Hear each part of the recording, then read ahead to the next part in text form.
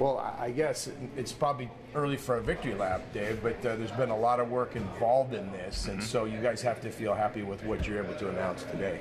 It's a big day for the city, for the A's, to have a location, a final location that we focus on and build towards opening day 2023. We're proud of this moment and for the city. What happens now? Obviously, the negotiations with the Peralta Community College District begin. Yep. So what are some of the things that have to happen for this thing to actually happen? The next 9 to 12 months, there's going to be a robust community outreach and plan. We're talking about town halls, office hours, charrette meetings, any way that we can engage the community and bring them part of this process to give their input so we can truly make a great project and ballpark for the city of Oakland. Now, I'm assuming you must be confident that those things can be done, or you wouldn't have announced this site when there were other sites that were obviously in the running. Well, we felt that this site, with its access to BART at the Peralta site, beautiful view of the Oakland Hills, downtown skyline, really the best weather, it really had the best combination of all the factors to lead to long-term success.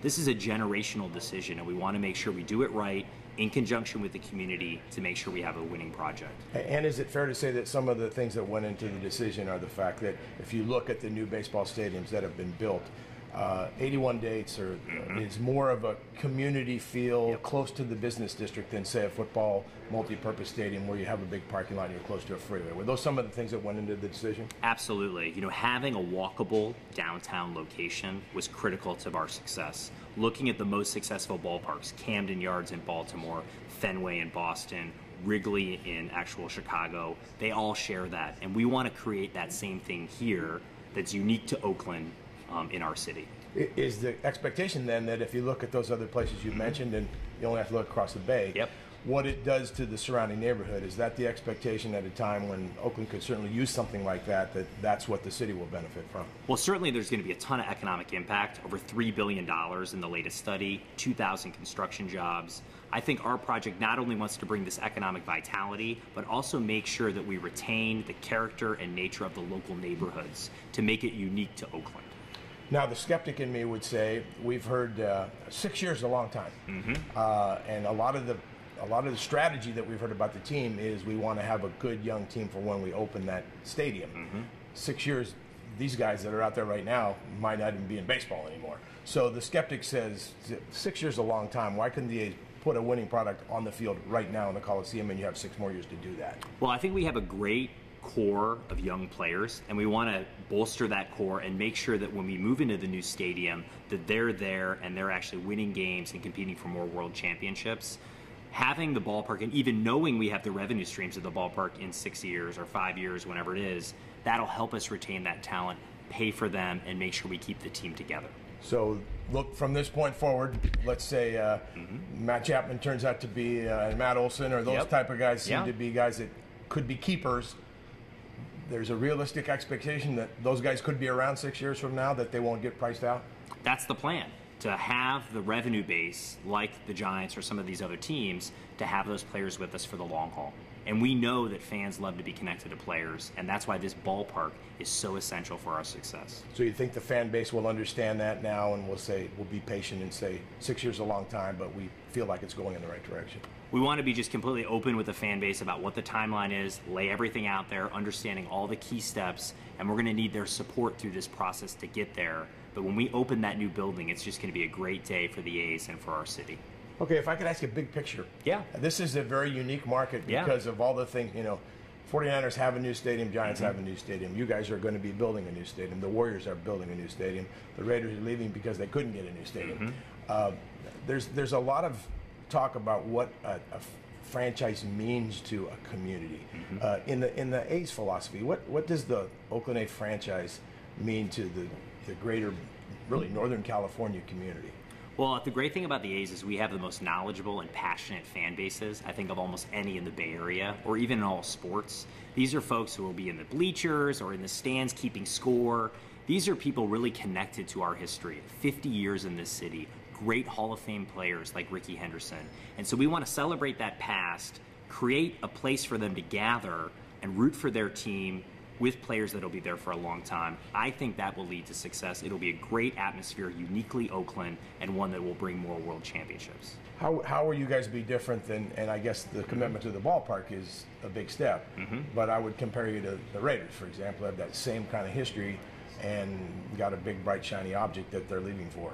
I guess this is your commitment to the community, saying we're not doing that. I assume you had options to do other things if that had entered into the equation. Yeah, our full commitment is to Oakland. You know, we're rooted in Oakland. We have 50 years of history here. We're doing everything we can in our power with the community to engage and make sure this ballpark is a success and that it's built in an appropriate way. And that's our commitment to the city, and we're going to continue to push that every day.